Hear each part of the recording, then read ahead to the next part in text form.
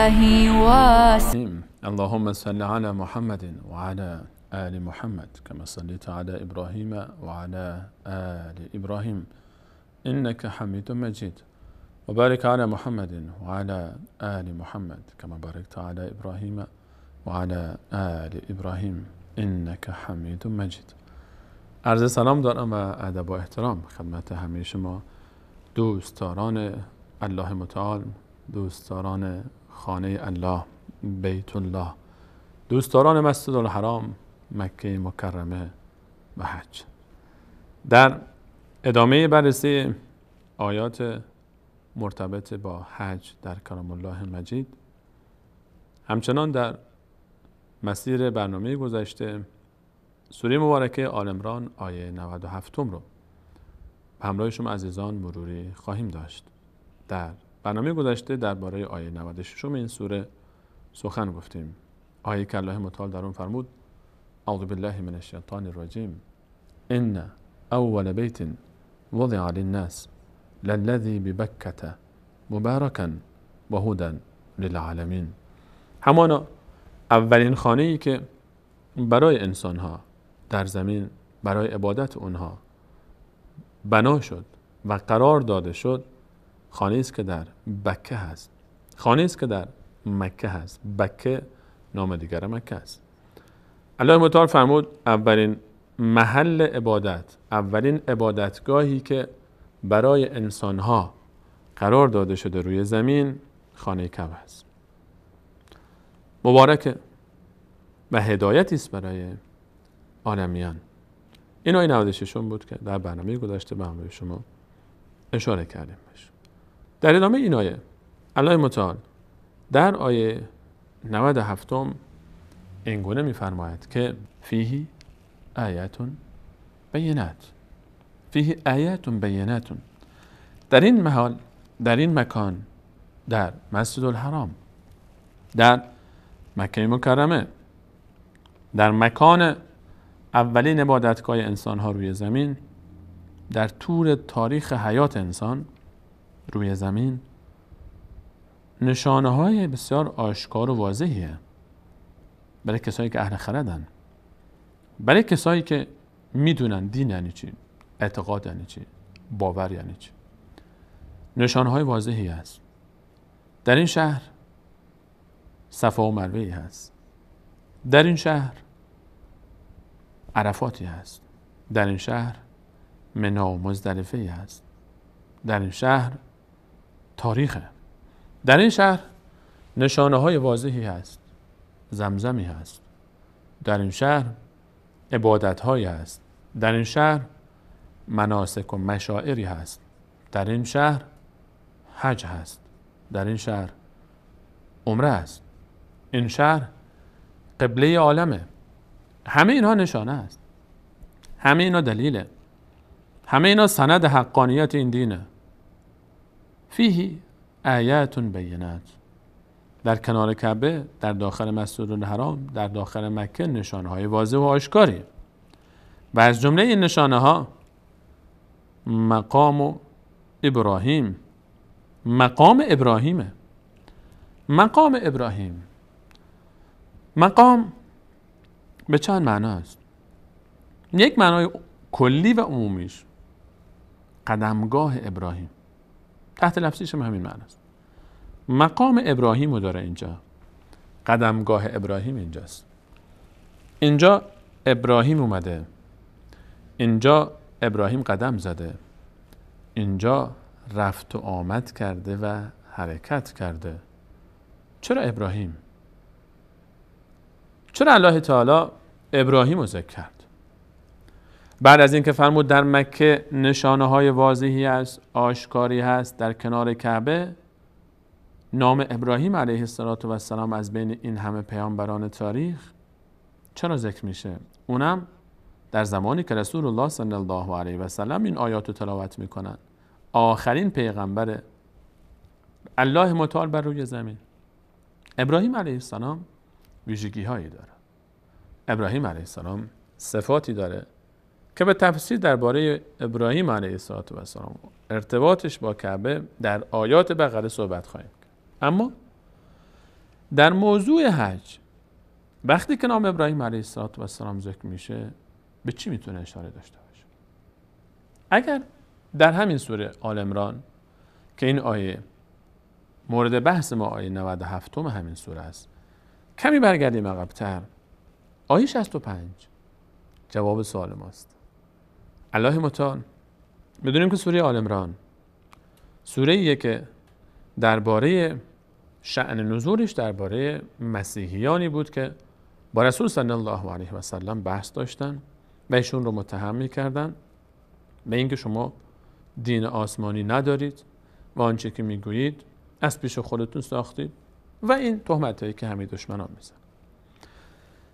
در آیه 65 الله متعال در سوره آل عمران میفرماید قل یا اهل الکتاب، پیامبر من به اهل کتاب بگو لم تحجون فی ابراهیم، شما چرا با هم جدال دارید درباره ابراهیم و ما انزلت التوراة والانجیل الا من بعد، در حالی که تورات و انجیل بعد از ابراهیم نازل شده. آیا کمی عقلتون رو به کار نمیگیرید؟ تذکر نمیپذیرید؟ شما ابراهیم علیه السلام برای تمام دینهای آسمانی مقدس.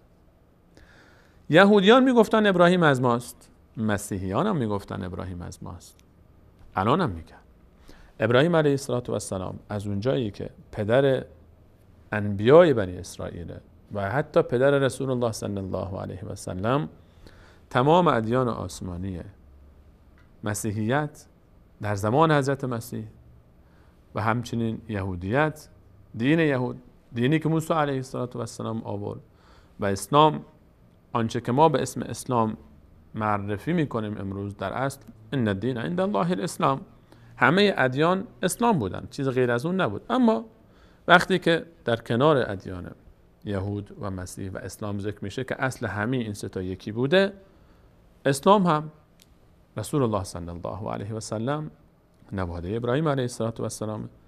همه ادیان آسمانی میگن ما ابراهیمی هستیم.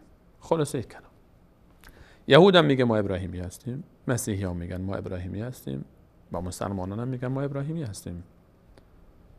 الان وقتی که یهود و مسیحیت با هم بحث میکردن و جدال میکردن که یهود میگفت ابراهیم مال ماست، مسیح میگفت مال ماست، الله تعالی فرمود که تورات انجیل بعد از ابراهیم اومدن. ابراهیم ما کان ابراهیم و یهودی ولا نصرانی، نه یهودی بود نه مسیحی بود، ولکن کان حنیفا مسلما، انسانی بود بدور از شرک، تسلیم شده در برابر الله تعالی. و در آیه 68 همین سوره آل عمران فرمود که نزدیکترین افراد به ابراهیم علیه السلام ان اول الناس بابراهیم للذین اتبعوه، کسانی هستند که پیروش هستند، و هذا النبی و رسول الله صلی الله علیه و سلم، و کسانی که بهش ایمان آوردند. ابراهیم علیه السلام نشان حقانیت دینی است که ادعا میکنه نسبت داره با ابراهیم علیه السلام، و این ادعا رو کسانی میتونن بکنن که پیرو بشن. پیروی از ابراهیم علیه السلام چطوره؟ پیروی از ابراهیم علیه السلام قدم گذاشتن جای پای ابراهیم علیه السلام، گام به گام با ابراهیم علیه السلام، مقام با ابراهیم علیه السلام حرکت کردن، میشه پیروی از ابراهیم علیه السلام.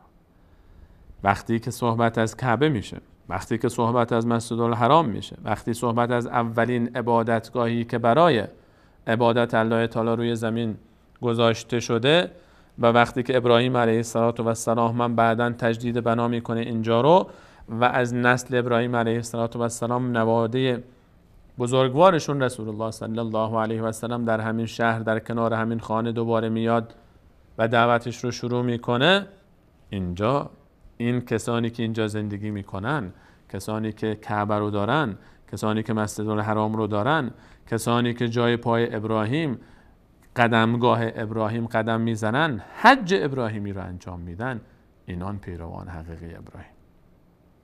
مسیحیان و یهودیان دیگه نمیتونن ادعا بکنن که ما ابراهیمی هستیم تا وقتی که به حقانیت کعبه اعتراف نکنن، تا وقتی که قبول نکنن در کنار کعبه فیه آیات بینات، نشانه های واضحی است، و از همه واضحتر مقام ابراهیم.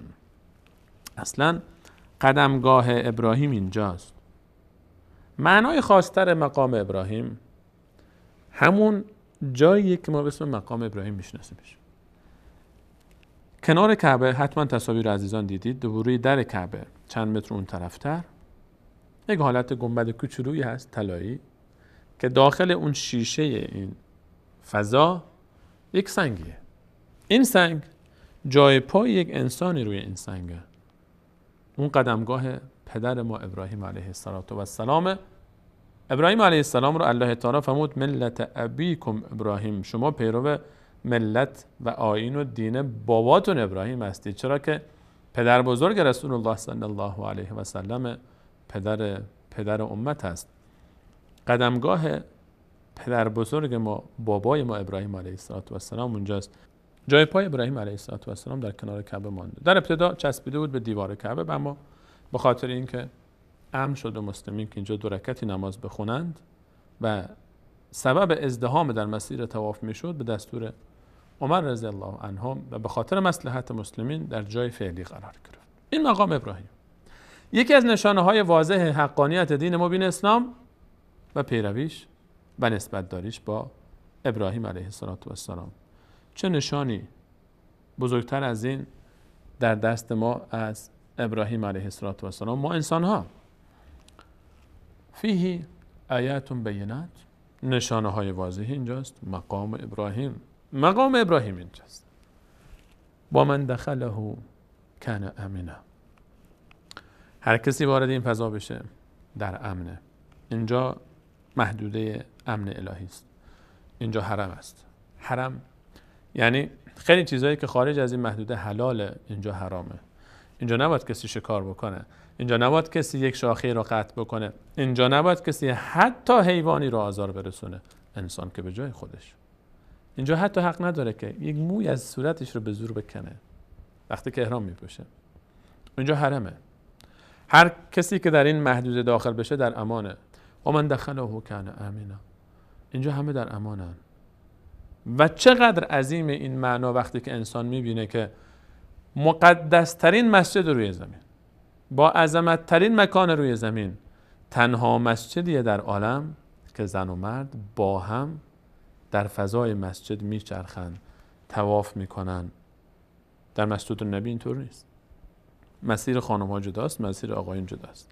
محل عبادت خانم ها جداست، محل عبادت آقایون جداست. در تمام مساجد دنیا اینطوره. محل نماز خانم ها جداست، محل نماز آقایون جداست. گرچه در مسجد الحرام در هنگام جماعت سعی میشه که خانم ها جدا بشینن، جدا عبادت در صفهای خودشون باشن، اما در طواف، اما در بقیه عبادت ها آزادن. چرا که اینجا شیطان دیگه دخلی نداره که وارد بشه. اینجا جرأت نمیکنه شیطان وارد بشه در مسجد الحرام. و من دخله کان آمنا، هر کسی که در این فضا داخل میشه در امنه، در امانه. اینجا حریم امن الله تعالی است. اینجا خط سرخ بر الله تعالی. و من دخله کان آمنا، حیوانات هم در امانه، انسان ها که به جای خود. اینجا حریمه، اینجا حرم امن الهی است، چون که مقدسه، چون که عظیمترین مکان روی زمینه. حرم رو الله تعالی تعیین میکنه، نه اینکه هر کسی دلش نخواست حرم مطهر آقا فلانی، حرم آقا فلانی، حرم آقا فلانی.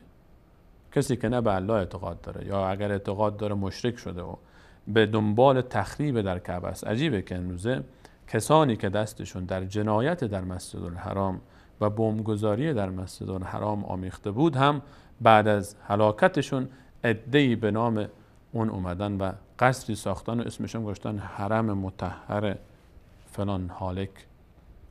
حرم مسجد الحرام و مسجد النبی. غیر از این دوتا ما حرم دیگه ای نداریم روی عالم.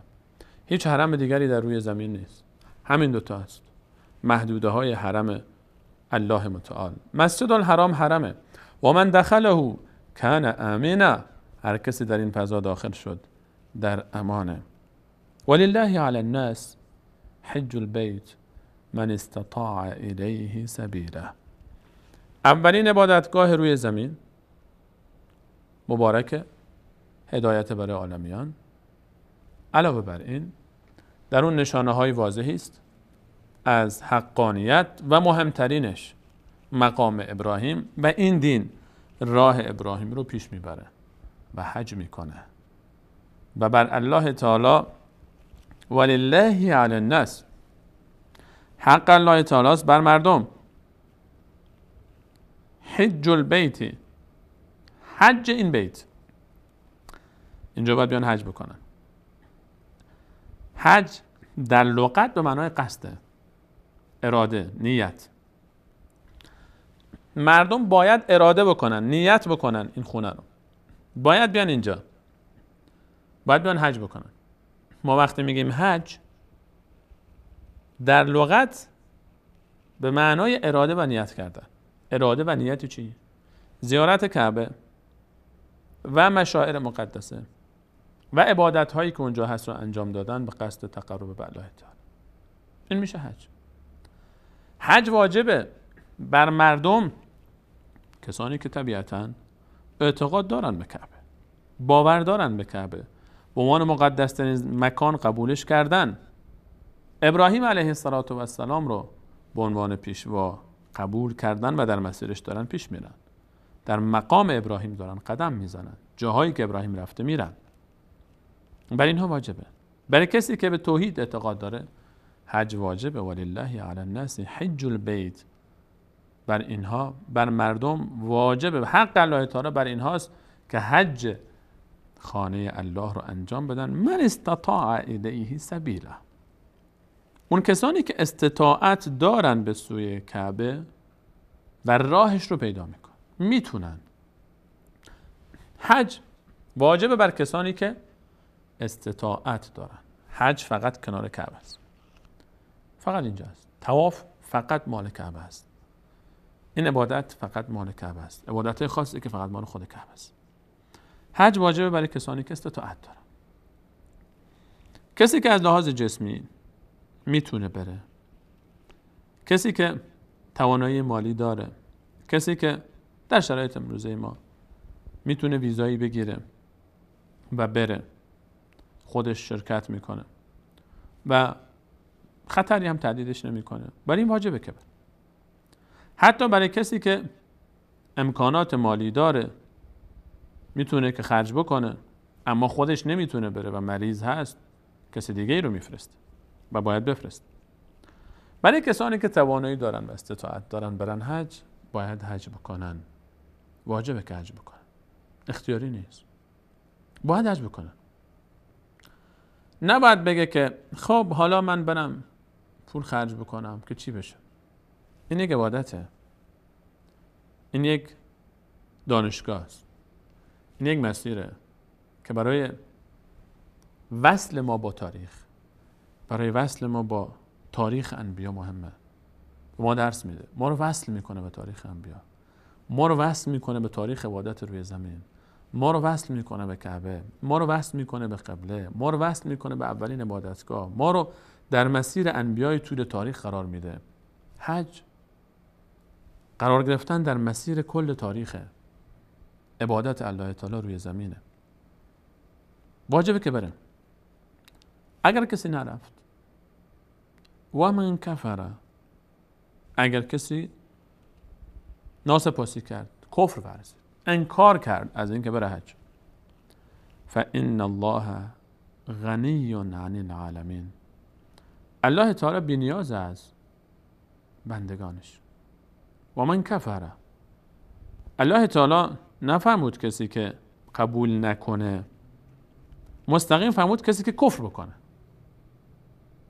یعنی اگر کسی میتونست بره حج و نرفت و قبول نکرد و حج نکرد، این عملش کفره. کسی که تمسخر میکنه به حج، کسی که مسخره میکنه حج رو، کسانی که فکر میکنن حج فقط به خاطر اینه که اونجا نمیدونم مردم مکه، مردم حجاز پولدار بشن، ثروتمند بشن، نیاز به این پولها دارن، چرا پولاتون رو خرج میکنید میریزید اونجا توی جیبای فلانیا و فلانیا؟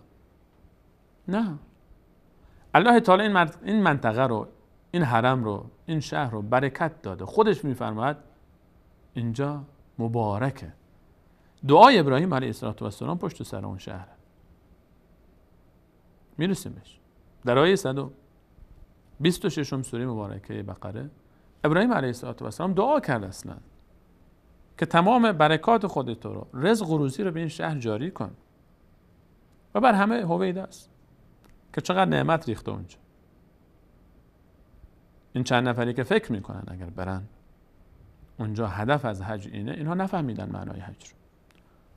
و من کفر فإن الله غنی عن العالمین. کسانی که سر باز میزنن الله بی نیاز از بندگانش. الله نیازی نداره به این چیزا. ماییم که نیاز داریم. ماییم که باید خودمون رو در این دانشگاه ثبت نام کنیم، بریم خودمون رو بسازیم، یاد بگیریم، استفاده کنیم، خودمون رو وصل کنیم به تاریخ دعوت، بریم جای پای انبیای الهی، رسول الله صلی الله علیه و سلم، همسران بزرگوارش، اهل بیتش، یارانش و قبل از ایشون ابراهیم علیه السلام، انبیای دیگری که حج کردن، قدم گذاشتن جای پای کسانی که به نام اونها افتخار میکنیم. حس قشنگی داره وقتی قشنگ انسان میره و کنار مقام ابراهیم چشمش میفته به جای پای ابراهیم علیه السلام و احساس میکنه الان اینجایی که من ایستادم شاید دقیقاً جای پای رسول صلی الله علیه و سلم بوده باشه، یا صحابه ایشون یا انبیای دیگر. حس عجیبی داره. تجربه حج، تجربه ارتباط با این عظمت و قداست و حرمت، تجربه اون حس معنوی بالا رو نمیشه با الفاظ و کلمات به تصویر کشید. این فرصتی که فقط باید اون رو تجربه کرد و کسانی که تجربه کردن میدونن، میفهمن که من چی میخوام بگم. از الله متعال میخوایم که این سفر عظیم رو نصیب همه دوستداران حرمینش بگرداند. کسانی که دوست دارن کعبه رو زیارت کنن، دوست دارن مقام ابراهیم رو تجربه کنن، دوست دارن تا در جایی که پدر بزرگوارشون رسول الله صلی الله علیه و سلم و پدر بزرگوارمون ابراهیم علیه السلام قدم گذاشته قدم بگذارن، جایی که اولین عبادتگاه روی زمین گذاشته شده برن اونجا عبادت کنن، برکت حاصل کنن، عوض بشن، تولدی دوباره پیدا کنن، از اول زاده بشن بعد از حج. الله تعالی نصیب همه ما بگردونن بارها و بارها. الان خصوص نصیب اون عزیزانی که هنوز توفیق نصیبشون نشده که این سفر رو تجربه بکنن. از الله متعال بعید نیست که بارها و بارها نصیب ما بکنه این فرصت رو. در برنامه بعد انشاءالله به همراه شما عزیزان باز به آیات دیگری است، آنچه که در کلام الله مجید به موضوع حج اشاره داره خواهیم پرداخت و انشاءالله مروری بر اون آیات هم خواهیم داشت. تشکر میکنم از اینکه تا این لحظه برنامه خودتون رو احاطه کردید و همیشه با خوبان و بله متعال میسپارم. الله یار و نگهدارش.